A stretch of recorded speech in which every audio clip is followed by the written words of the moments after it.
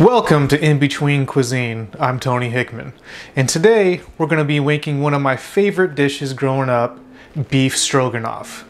Now when you look at beef stroganoff, the final product looks like it was very complicated to make, but it actually is not. It's actually super simple. So I'm going to make it two different ways for you. One at a basic traditional level, and then one, at an upgraded level. So first, we're going to start with the traditional, easygoing, basic beef stroganoff. Let's get started. So since we're making the basic recipe first, we're going to start off with a little bit of a cheaper meat. We're just going to go with some ground beef. So you got your pan on, get a little olive oil in there, just over medium heat. Then you just want to go ahead, add some ground beef. I'll have all the amounts and costs and ingredients in the description that you can see below. So you got your beef in there. Now go ahead and just cook this until you get a nice brown coating all the way around. Once your ground beef is brown all the way around, what you want to do from here is drain it and set it aside for now, and we'll come back to this later. So once you've set your meat aside in the same pan, you want to go ahead and start melting down a tablespoon of butter. Make sure you coat your pan with it. Then you want to add half of an onion, chopped of course. You could leave it big or chopped if you want to as well, that works. So most of it's going to melt down. And about a quarter cup of mushrooms. And you're going to saute this down for about 4 to 5 minutes. Go ahead at this point, add your seasoning, your salt and pepper to taste. For now, I'm just going to add some salt. Make sure that gets all mixed in. And do this stirring often for, as I said, about 4 to 5 minutes. Once you have some good color on your mushrooms and your onions, go ahead and re-add your strained ground beef.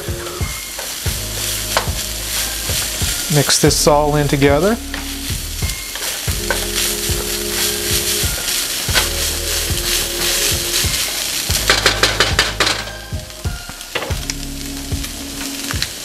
And we want to go ahead and add heavy whipping cream. And do the sour cream right after you do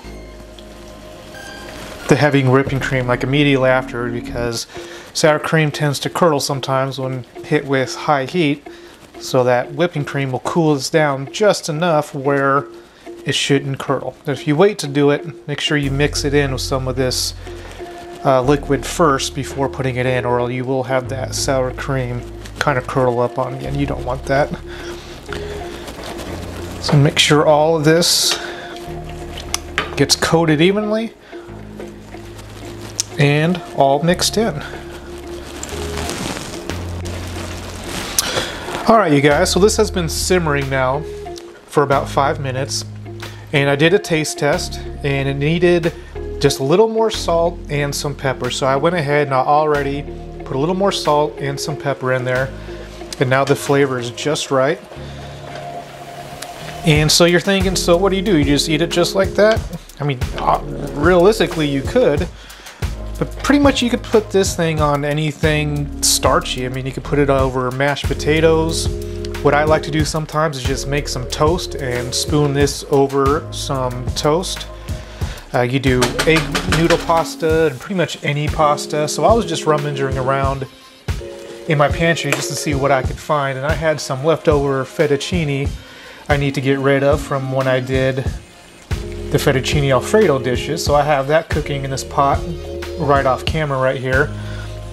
So a lot of people like to keep it separate, you know, put, you know, the starch or your noodles on your plate and then spoon this over it. I'm always kind of just, I like everything just mixed together. So let's put some of these fettuccine noodles directly in here. Like so. These are al dente right now because they're going to cook just a little bit longer here in this stroganoff. I think that's about all that's in there.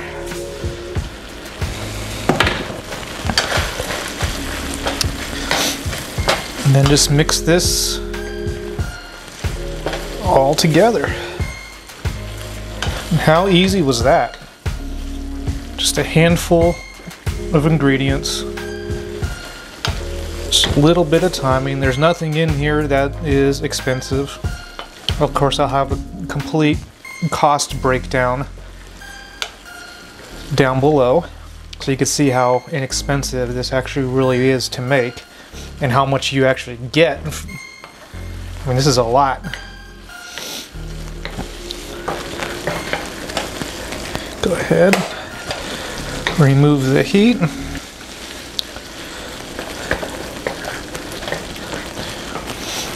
And there you have very basic traditional beef stroganoff. Looks great. Let's give it a quick taste, see what we got. All right, you guys, taste test time. Let's see how this came out.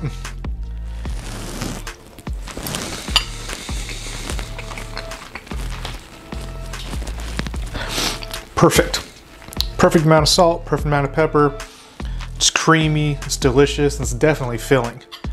So if you're looking for something simple with great flavor and very inexpensive, this is definitely the dish for you. So I'm gonna do things just a little different this time. That's gonna be the end of this video. My next video will be the upgraded version of that. A little more complex, a little bit of higher ingredients, and of course it'll be at a different price point. So we're gonna determine then which one we like better. Be like the basic, which is phenomenal just by how it is, or an upgraded version, let's say a little bit of a higher price point, or somewhere in between.